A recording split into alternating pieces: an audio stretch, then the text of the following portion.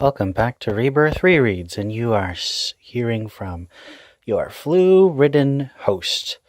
Today we're rereading Detective Comics 943, the first in the Victim Syndicate arc. This arc was promised to be the first big Stephanie Brown arc, and so I, as a huge Stephanie Brown fan, was very excited to start reading it. You see here, this is a cover by Raphael Albuquerque, which means it's a variant. Some interesting things about the variants are the main covers, as you can see here, started having this banner at the top, which is really handy, telling us what arc we're a part of. They stopped doing the part 1. I think they wanted to be a little less busy, but as long as they had this... Well, actually, they're still doing it, even though the trade dress has changed. They have the arc names at the top, which I like. This cover's by Jason Fabonk. He's a great Canadian artist. Did a lot of work with Justice League and Jeff Johns, and he did Batman and Robin. He did Batman Eternal. He did like 5 issues, which is really impressive for a weekly comic. But unfortunately, he got stolen for Justice League before he could do the last issue, which I'm really irritated by. I like when the first and last issues of a story have the same artist to give it a sense that it's in the same universe. But this issue is a bit generic. It has the main villain on it, sure, but it's just a fairly generic Batman. So I went and got this, which I thought was a much more unique look with the dramatic bright lights and then the bottom half of Batman's face.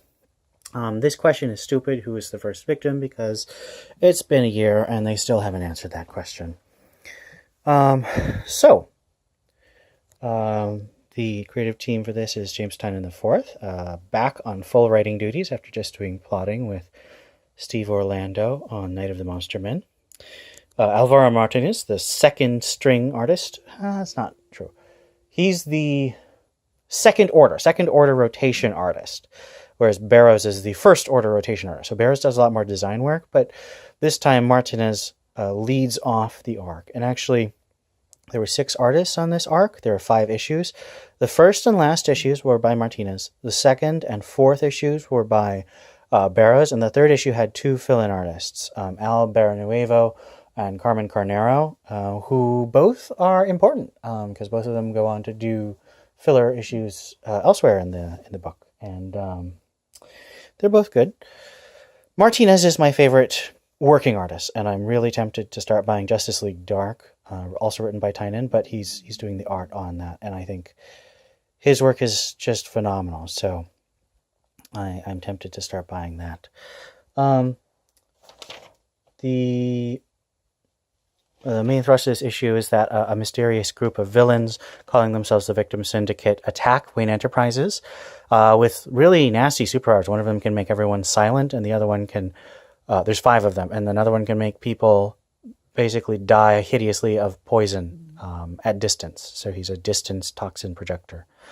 And Luke Fox is introduced as Tim's replacement. Very exciting. I love Luke Fox. He's the second Batwing. The first Batwing was David Zavimbe from Africa, but Luke Fox is the son of Lucius Fox, who also appears in this issue.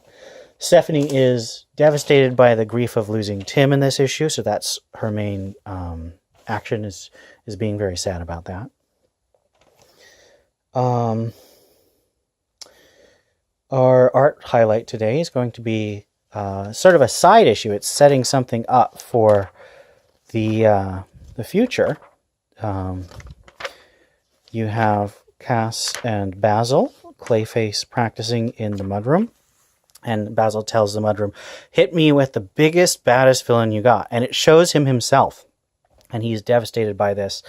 And Cass steps out and defends him and says, "Stop."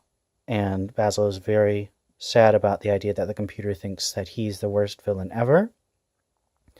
And Cass comforts him and says, "Not anymore." She thinks that he can be a hero. And this relationship, this is the first time we really see it. This relationship is very important going forward. Cass and Basil help each other to make the right choices and to become better people. And I really like their relationship. But this is just a side note, but I love the way Martinez basically draws him as a shark mouth with so many teeth. And then he does a great job with these expressions, and the design of these characters is just so appealing, the way he draws the pants and the little details on them. It's great. Martinez is just a genius artist. And his inker Raul Fernandez and the colorist Brad Anderson just do everything to really highlight the greatness of the art. A lot of continuity issues in this story. We start with Renee. I forgot to talk about Renee Montoya from the Batman the Animated Series. She and Kate used to date before Kate was Batwoman. She's a cop. And in the past continuity, she was the Question after Vic Sage died of lung cancer in the very great but also very sad Series 52. There's a great little continuity note with this secretary here. It's not said explicitly, but I think Tynion confirmed on Twitter that this is a character who Grant Morrison created as a prostitute who used to give Batman information from the street, and Bruce Wayne gave her a job as a secretary. And so this is a really great showing how Bruce Wayne, not just Batman, makes Gotham City a better place. Let's see, what else do we have on our... Oh, yes, and one more character pokes their head up. Jean-Paul Valley. Where is he? There he is, Jean-Paul Valley. He's recovered from his coma that the colony put him in, and now he's helping Leslie Tompkins in her clinic with Harper Row, who's a character introduced by Scott Snyder in the Batman series from the New 52, and then she got a big part in both Batman Eternal and Batman and Robin Eternal that James Tynion mostly show ran, sort of like a TV show.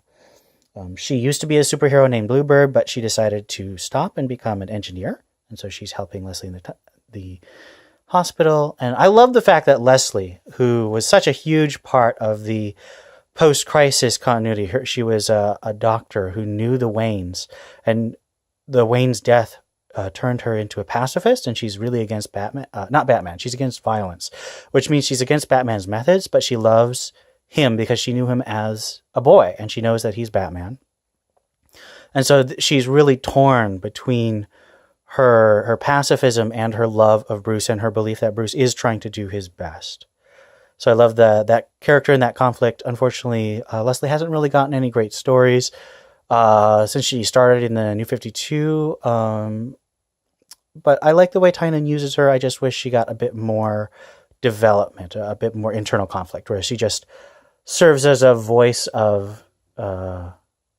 She's against Batman, so she serves as a voice trying to convince Batman to do something else in these issues and whenever she shows up. But she's a great character. She really gives Gotham a sense of being lived in. So this issue is really all over the place. It's sort of a downtime issue, just showing where the team is after Tim's death and after Night of the Monster Men, which is great. I love downtime issues, but since this was promised to be a big Steph issue, and Steph basically just lies on the ground being sad, which is fair, she is very sad, but it's not very focused on her, and just so much has to get done here. It doesn't feel very coherent. But the great art bumps me from a 6, which I would give it for a writing, to a 7. I think it is still a very good issue, and I really enjoy whenever Martinez has an issue to draw. So that's our review today. I'll see you tomorrow, hopefully not quite as flu-ridden. Have a great day.